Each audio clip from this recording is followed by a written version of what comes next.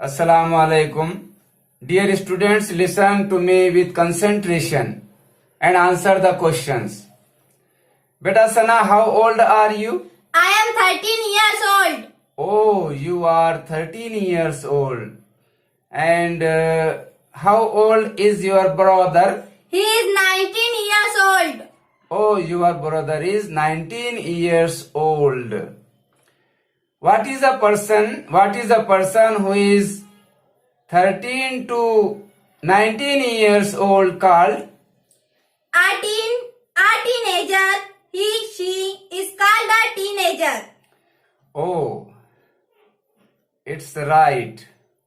A person who is 13 to 19 years old called a teenager. Teenager उसे कहते हैं जिसकी उम्र 13 से 19 साल हो। 13 से 19 साल के दरमियान के फर्द को टीनेजर कहते हैं। उन्फुआने शबाब में कहते हैं। उन्फुआने शबाब की जो उम्र है वो 13 से 19 साल है।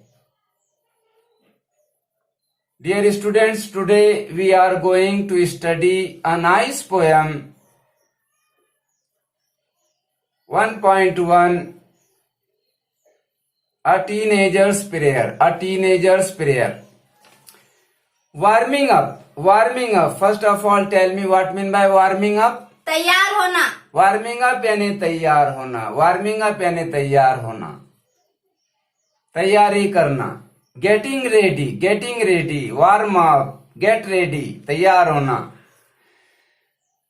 मिसाल के तौर पर जैसे अगर बैटिंग करने जा रहे हैं तो पिच पर जाने से पहले या पिच पर पहुंचने के बाद, पिच पर जाते जाते आप जो है तो बैट को, बल्ले को वैसे घुमाते हैं, ये वार्मिंग अप है। पिच पर पहुंचने के बाद में आप बॉल खेलने से पहले आप एक्शन करते हैं, अपने हाथों पैरों को हरकत देते हैं, वो वार्मिंग अप है।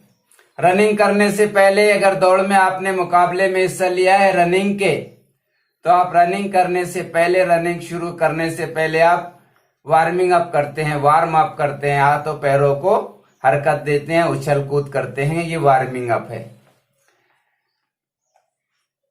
Chit chat, what mean by chit chat? बातचीत. चिट चैट यानी बातचीत, बातें, गपशप। फॉर्म ग्रुप्स, फॉर्म यानी क्या?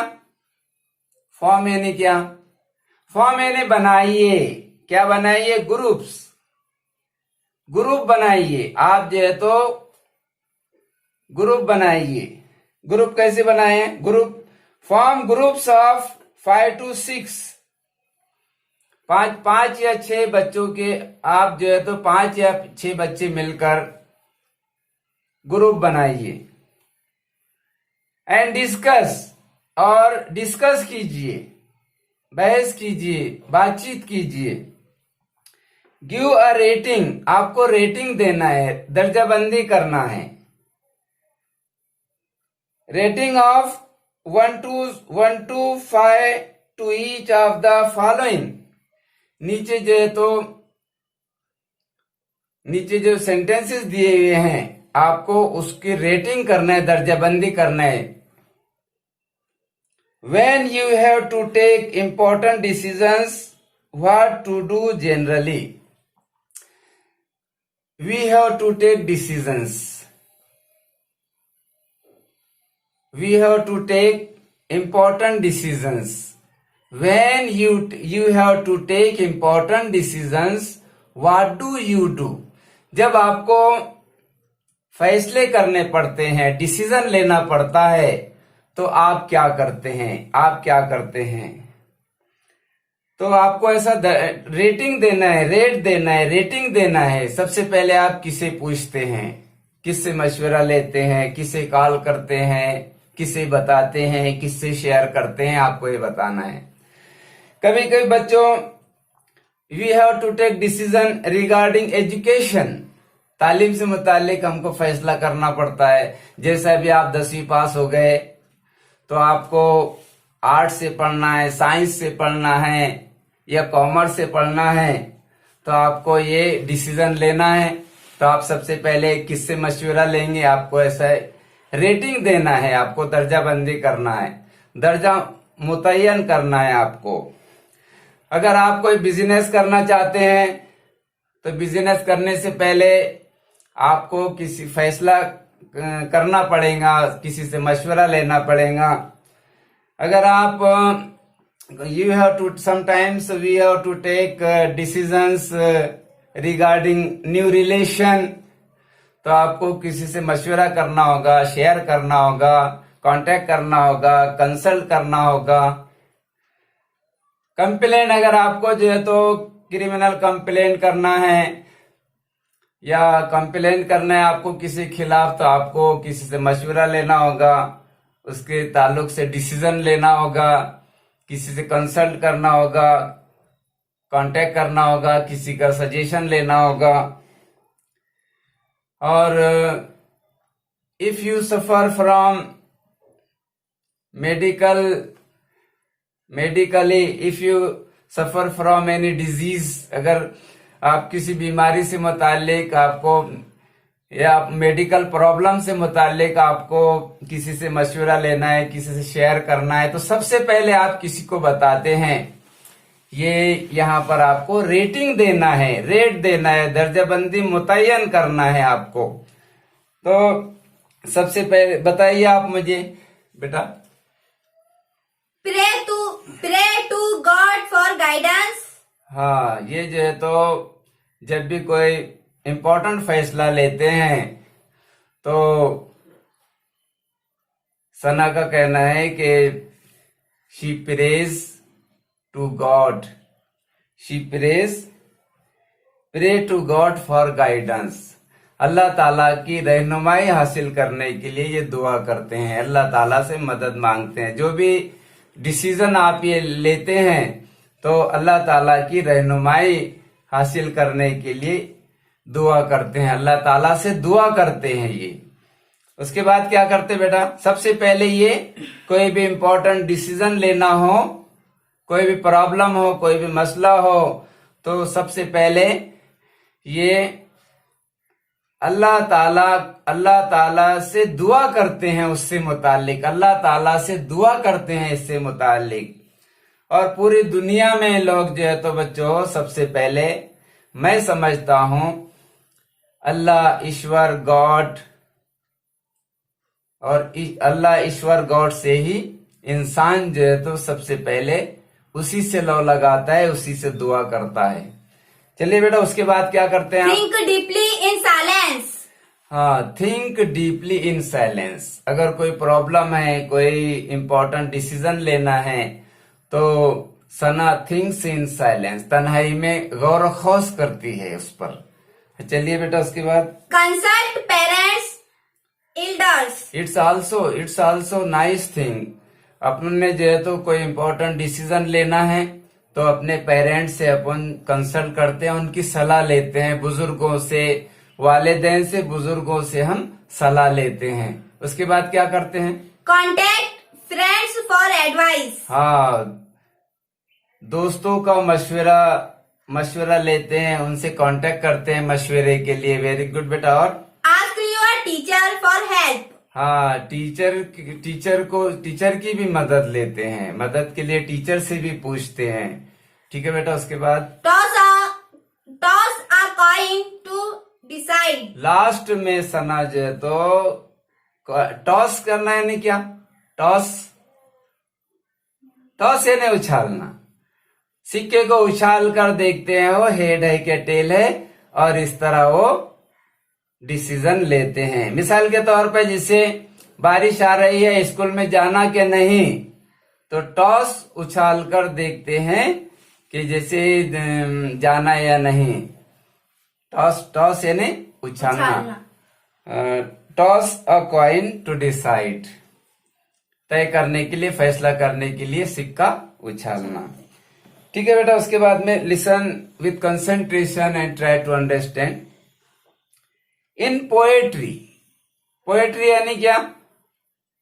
पोएट्री, पोएट्री यानी शायरी, शायरी में, in poetry very often, very often, very often यानी अक्सर व बेशतर, देयर आर लाइन्स, अशार होते हैं, लाइनें, लाइन्स होती हैं, इन विच, जिसमें द पोएट सीम्स, ये शायर नजर आता है, to talk directly to an absent person. कुछ अशारों में, कुछ अशार पढ़ने के बाद में ये पढ़ने को मिलता है, समझने को मिलता है कि शायर तसव्वुर करता है, बेजान चीजों से बातें करता है, अल्लाह ताला से बात करता है, सितारों से बात करता है, नदी से बात करता है, हमें ऐसा पढ़ने को मिलता है। एन एब्स्ट्रैक्ट आइडिया और थिंग और ऑब्जेक्ट, शायर तसव्वुर करता है किसी बात का, किसी चीज का, हमें ऐसा अशारों में पढ़ने को मिलता है। सच अ टैक्टिक डिवाइस, इस तदबीर को, इस हिकमते अमली को, इस तरीके को, यूज्ड बाय द पोएट, जो शायर इस्तेमाल करता है, इख्तियार करता है, is the figure of speech, ये सिनतें कहलाती है, सिनत कहलाती है, ये सिनत कहलाता है। कौन सी सिनत कहलाता है? कौन सी सनत कहलाता है? फिगर, कौन सी फिगर ऑफ स्पीच कहलाता है ये? जिसमें शायर गैर हाजिर शख्स अल्लाह ताला बेजान चीजों से बातचीत करता है, उस सनत को, उस फिगर्स ऑफ स्पीच को अपोस्ट्रॉफी कहते हैं, अपोस्ट्रॉफी कहते हैं। अपोस्ट्रॉफी किसे कहते हैं? कलाम में कोई तसव्वुर करना, किसी बेजान चीज से बात करना, जैसे अल्लाह ताला से बात करना, मौत से बात करना, सितारों से बात करना, ये फिगर्स ऑफ स्पीच अपोस्ट्रॉफी कहलाती है, अपोस्ट्रॉफी कहलाती है। फॉर एग्जाम्पल, मिसाल के तौर पे देखिए, don't speak, twinkle twinkle little star, how I wonder what you are. बेजान चीज है और हाजिर नहीं है, गैर हाजिर है। नेक्स्ट देखिए, death, where is thy sting, मौत से पूछा जा रहा है कि तेरा डंक कहां है, तू जो चीज चुबाती है, तेरा डंक कहां है, पूछा जा रहा है। ओ केओमैन, केओ यानी क्या? व्हाट मीन बाय केओ? केओ यानी गार, गुफा। केओमैन यानी वो शख्स जो गुफा में रहता है, गारों में रहता है। Oh caveman, I wish I could live with you, ए गार में रहने वाले, काश कि मैं तुम्हारे साथ रह सकता। Now complete the following creating examples of apostrophe of your own. नीचे जो एपोस्ट्रॉफी के इनकम्प्लीट सेंटेंसेस दिए हुए हैं, आपको कंप्लीट करना है और खुद कंप्लीट करना है, आपका खुद का सेंटेंस बोलना है, गाइड में का नहीं। देखिए बेटा, ओ लाइफ हाउ, कंप्लीट कीजिए। Oh life how strange are your ways. हाँ, यहाँ कहा जा रहा है कि oh life how strange are your ways, आपके रास्ते, आपके तरीके कितने अजीब व गरीब हैं। दूसरा देखिए, dear God please, keep me calm in my difficult days. हाँ, यहाँ पर कहा जा रहा है कि मेरे अय्याम मुसीबत में, अय अल्लाह ताला अय्याम मुसीबत में भी मुझे पुरसुकून रख, खुश खुर्रम रख, मेरी जिंदगी में अमन और शांति अता फरमा। चलिए बेटा, उसके बाद है books you are. Books you are. Books, you are my dear companions. Companions. Companions यानी साथी। किताबों आप मेरी बेहतरीन साथी हैं। किताबें मेरी बेहतरीन साथी हैं। किताबें मेरी बेहतरीन साथी हैं। Exams. Exams, I wish you were never there, never. Exam से तो एग्जाम का नाम आते ही बच्चों, एग्जाम का नाम आते ही हमारे जहन पर एक तनाव सा आता है, स्ट्रेस आता है। इसीलिए सरकार कोशिश करती है कि exams should be tension less, तनाव मुक्त परीक्षा झाली पाहिजे। इसीलिए गवर्नमेंट कोशिश करती है कि बच्चों के दिलो दिमाग पर किसी भी किस्म का कोई स्ट्रेस ना आए। ऐसे एग्जाम लेने की सरकार हमेशा कोशिश करती रही है। तो oh you beautiful sky. Oh, you beautiful sky, send all your beauty to earth. हाँ, यहाँ कहा जा रहा है कि O beautiful sky, send your beauty, you are very beautiful, so send your beauty to earth. जमीन पर आपकी खूबसूरती, आपका जलवा जमीन पर भी भेजिए। यहाँ पर देखिए बच्चों, once again listen to me carefully. O life how strange you are. O life how strange you are. How strange you are, इस तरह आप बना सकते। हाउ डिफिकल्ट यू आर, जिंदगी बहुत मुश्किल है, कितनी मुश्किल जिंदगी है।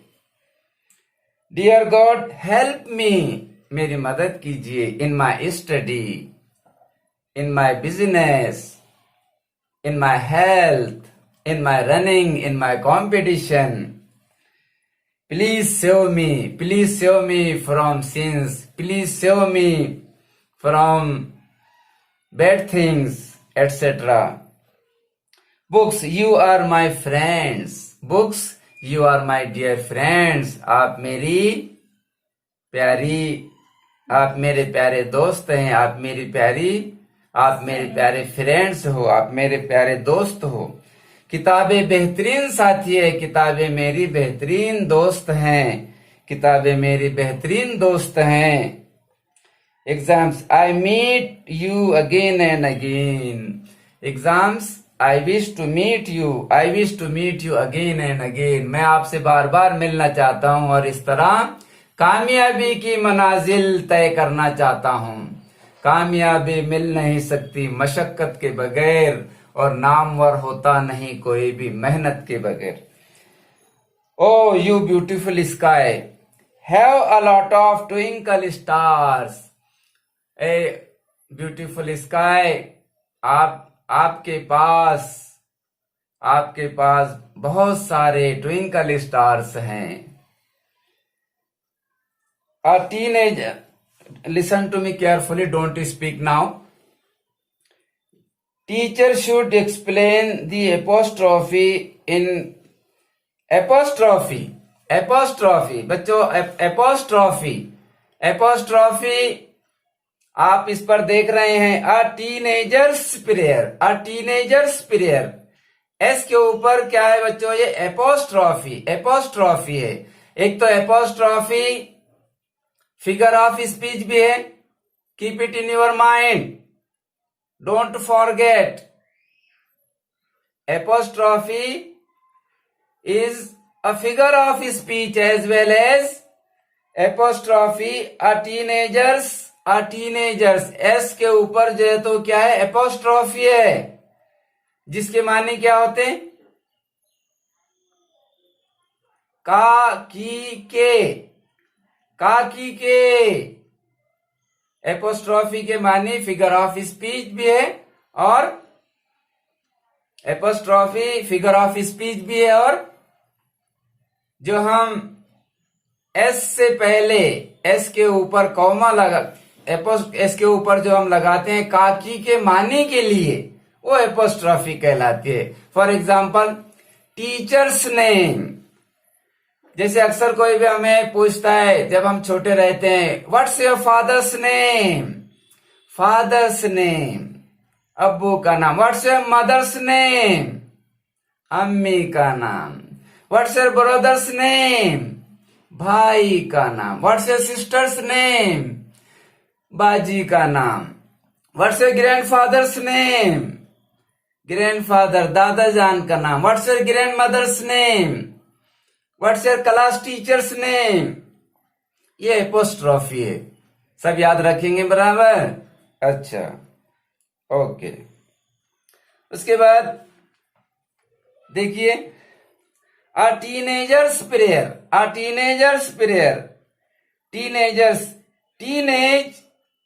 टीनेज जो कहलाता है teenage from 13 to 19 years. Teenage में teenage age from 13 to 19। Teenage 13 to 19। Teenage 13 to 19। उन फुआने शबाब 13 साल से 19 साल, ये उन फुआने शबाब है। अ टीनेजर्स प्रेयर, यहां जो हम पढ़ने जा रहे हैं टीनेजर्स की दुआ। टीनेजर्स क्या दुआ कर रहा है, टीनेजर क्या दुआ कर रही है, क्या दुआ कर रहा है, आइए हम समझने की कोशिश करते हैं। In this poem, a teenager is expressing. In this poem, a teenager is expressing his views, his thoughts about the decision he wants to make for leading.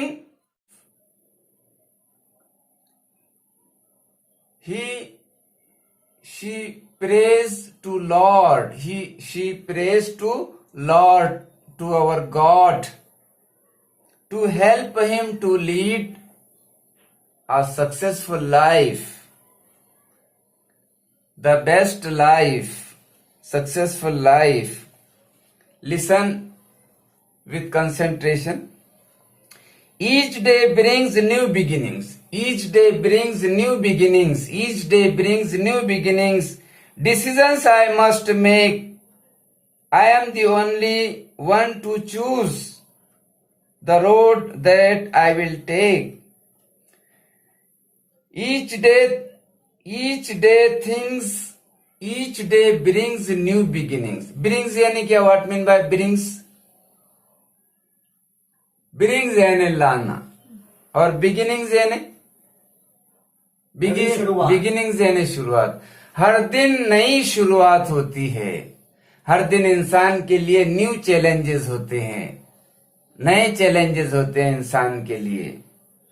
Decisions I must make, teenagers कहता है कि हर दिन नई चुनौतियां होती है, नए challenges होते हैं और मुझे खुद डिसीजन लेना पड़ता है। I am the only one to choose the road that I will take. इंसान को बच्चों अल्लाह ताला ने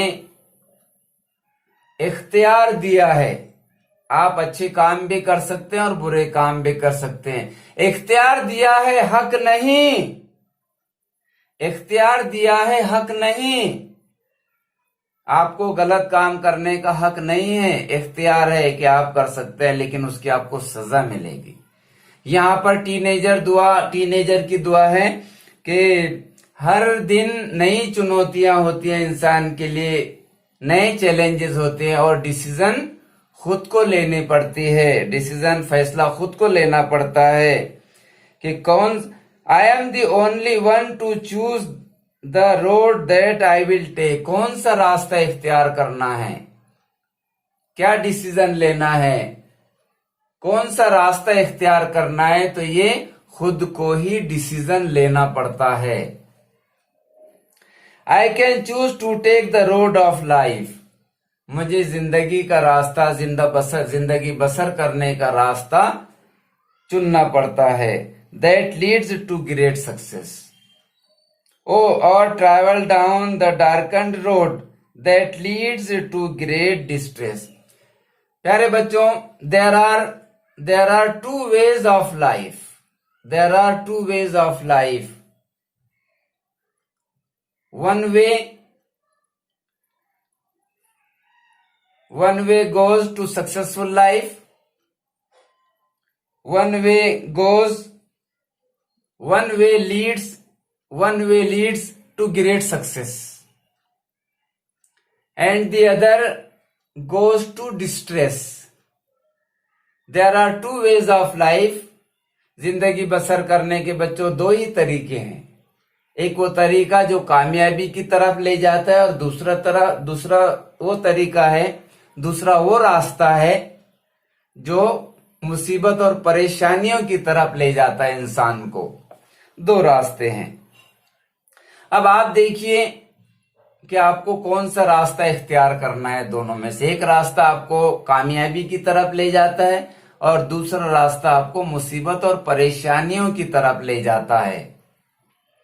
please open up my eyes dear Lord. ऐसे वक्त में देखिए टीनेजर अल्लाह तबारक व तआला से दुआ कर रहा है।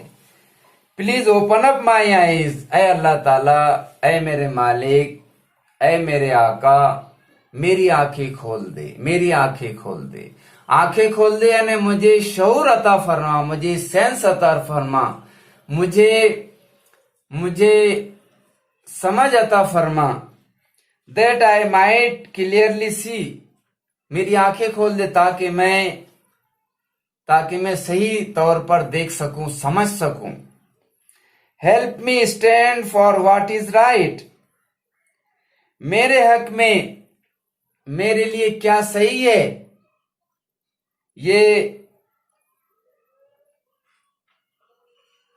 ये समझने में मेरी मदद फरमा। मेरे लिए मेरे हक में क्या सही है ये इंतखाब करने में, ये चुनने में मेरी मदद फरमा। Bring out the best in me. और मुझ में जो बेहतरीन है वो मुझ में से निकाल। यानी मेरे अंदर,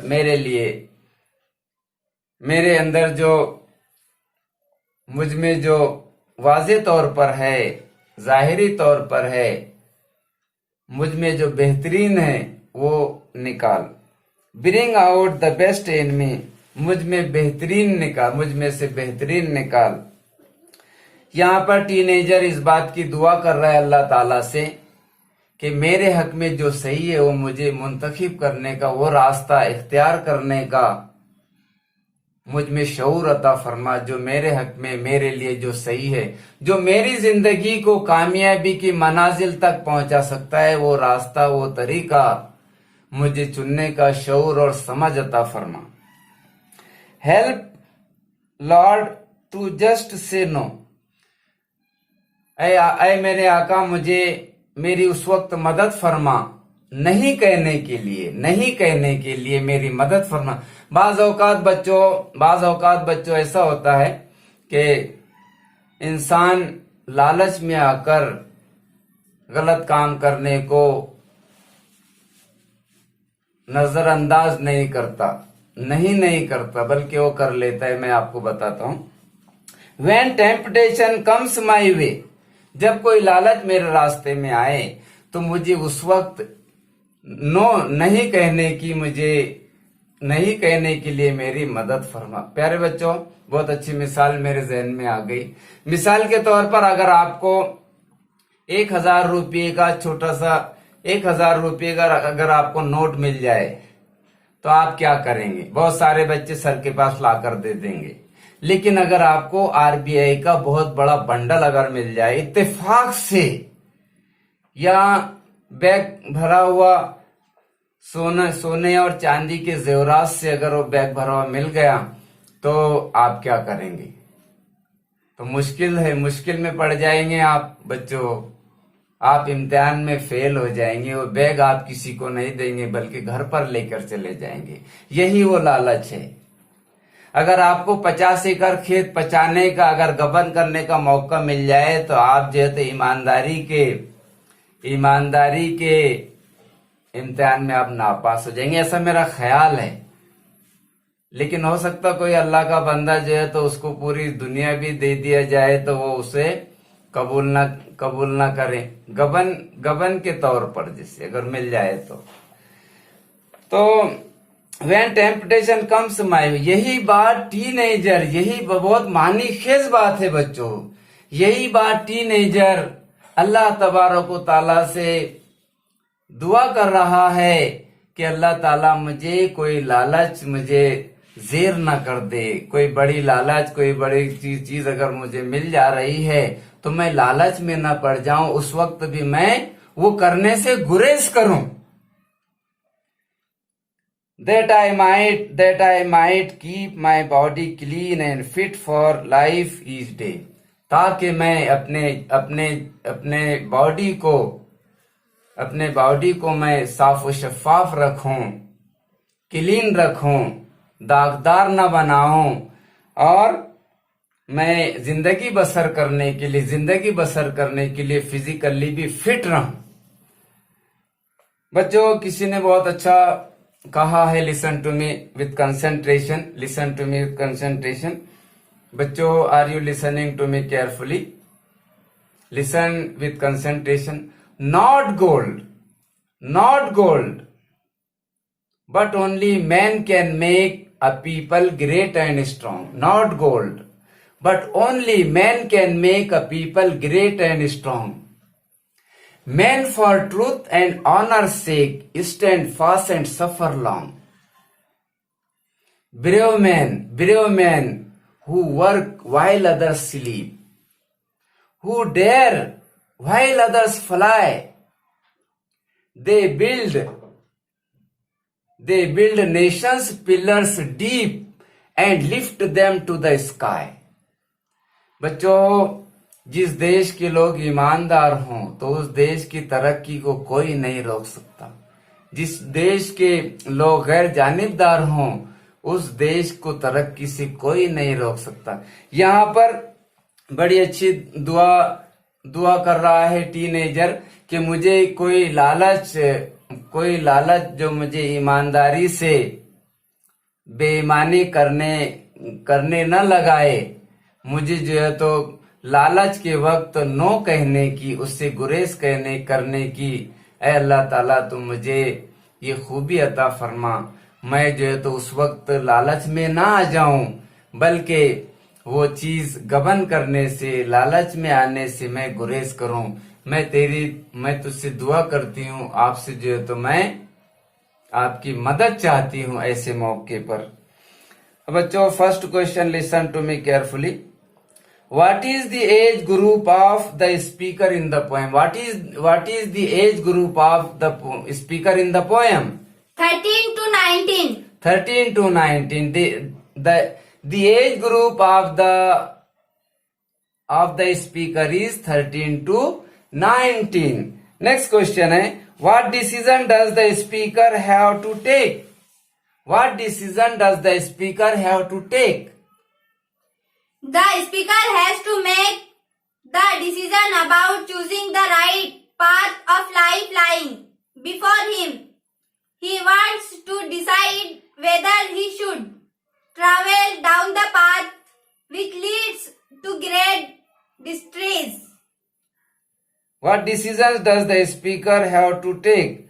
The speaker have to take the right path of life. There are two paths of life. One goes to a successful life and one goes to distress.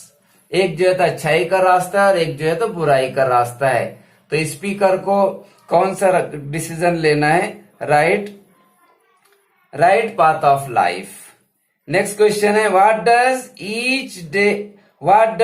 Each new day fetch? What does each new day fetch?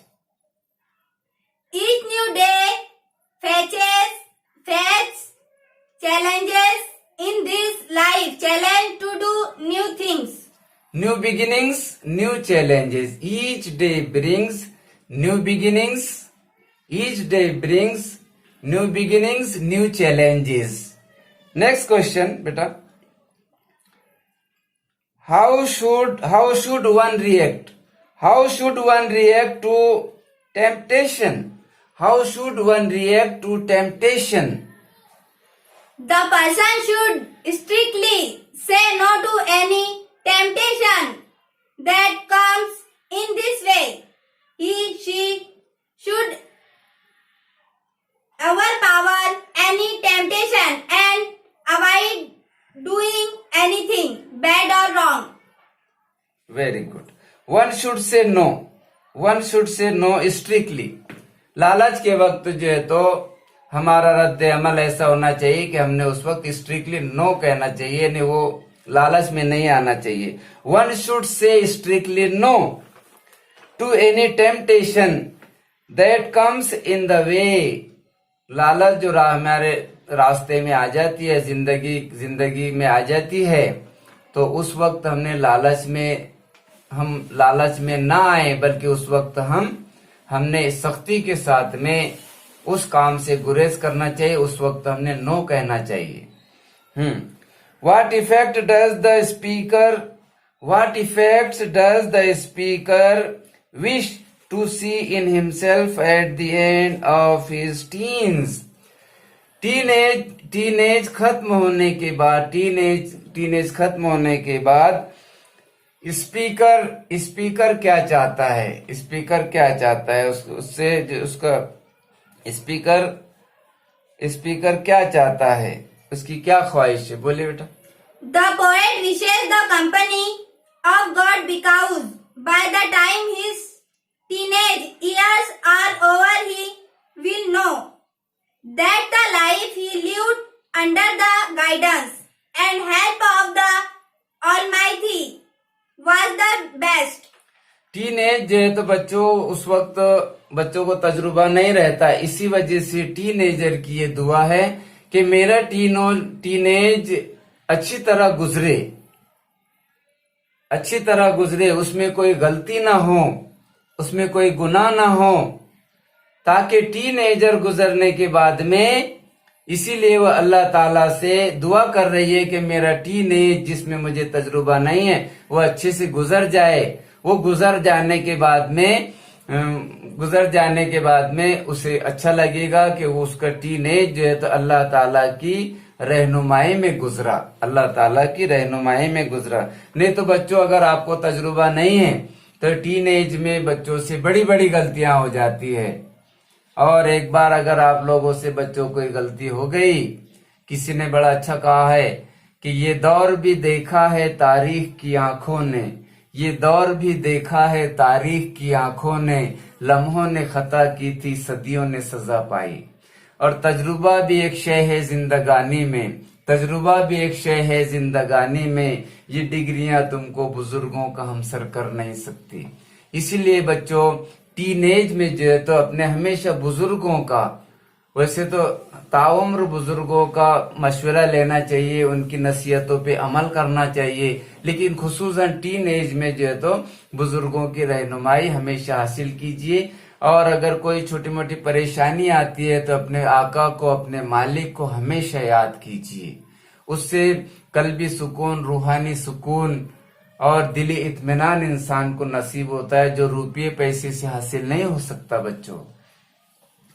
और आप मशीनी जमाने के बच्चे, आप लोग जो है तो ऑलरेडी आपको दुनिया का हर किस्म का तजुर्बा आपको जो है तो हो रहा है. इसलिए हमेशा जो है तो अपने बुजुर्गों की सरपरस्ती, उनकी जो है तो हमेशा उनकी रहनुमाई, उनकी सरपरस्ती में रहिए, उनकी नक्श कदम पे चलिए, उनकी नसीहतों पर बिल्कुल अमल कीजिए. आपको कोई परेशानी का सामना नहीं करना पड़ेगा. When my teenage years are over, जब मेरे टीनेज यानी जो मेरी नई उम्र है, मैं जो मेरी टीनेज है वो गुजरने के बाद, टीनेज गुजरने के बाद I know that I will see. मैं देखूंगी, मैं समझूंगी. मेरी जब टीनेज खत्म होगी, 13 से 19 साल की उम्र जब खत्म होगी, तो मैं समझ लूंगी, मैं समझूंगी, मैं समझ लूंगी. मुझे समझेगा. क्या समझेगा? देखिए, that life is lewd it's very best, कि मैंने बहुत अच्छी जिंदगी बसर की. मैंने बहुत अच्छी जिंदगी बसर की with you walking next to me. अब जब मेरी नौखेज उम्र, जब मेरी टीन एज खत्म होगी, तो मैं उस वक्त समझ लूंगी कि मैंने वो अल्लाह ताला की रहनुमाई में, अल्लाह ताला की रहनुमाई में, उसकी रहबरी में, उसकी रहनुमाई में वो जिंदगी बसर की और बहुत अच्छी जिंदगी बसर की. ऐसा वो समझेगी. इसीलिए वो चाहती है कि उसकी टीनेज खुसूसन उसकी टीनेज अल्लाह तबारक व तआला की रहनुमाई में गुजरे. इसीलिए वो अल्लाह ताला को हर लम्हे और खुसूसन डिसीजन लेने के वक्त जो है तो वो अल्लाह ताला को याद करता है टीनेजर. इसमें यही बताया गया है कि आपने अल्लाह ताला के हुक्म के मुताबिक आपने जिंदगी बसर करना चाहिए. आप उसके हुक्म के मुताबिक जिंदगी बसर कर रहे हैं, इसका मतलब यही है कि आप उसकी रहनुमाई में जिंदगी बसर कर रहे हैं. प्यारे बच्चों, बेटा इसको एक बार ऊंची आवाज से इस पोयम को पढ़ो बेटा, ऊंची आवाज से. Read aloud. Each day brings new beginnings. Decision I must make. I am the only one to choose the road that I will take. I can choose to take the road of life that leads to great success, or travel down the dark road that leads to great distress. Please open up my eyes, dear Lord, that I might clearly see. Help me stand for what is right. Bring out the best in me. Help, Lord, to just say no when temptation comes my way, that I might keep my body clean and fit for life each day. When my teenage years are over, I know that I will see that life is lived its very best with you working next to me. What mean by distress? What mean by distress? What mean by distress? Distress यानी क्या बताइए बेटा? छूट जाना.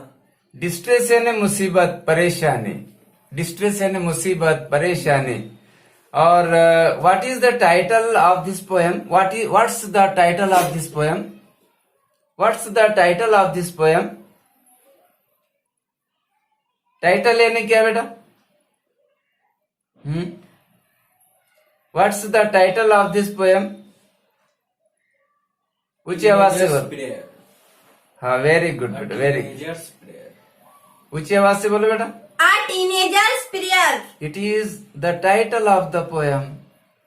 Title यानी उन्वान. Title यानी उन्वान. Title यानी उन्वान. Success यानी क्या? कामयाब. सक्सेस यानी कामयाब.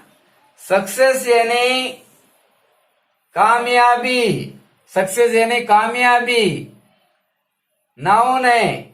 इसका एडजेक्टिव क्या है? Successful. सक्सेसफुल यानी कामयाब. सक्सेसफुल यानी कामयाब एडजेक्टिव है.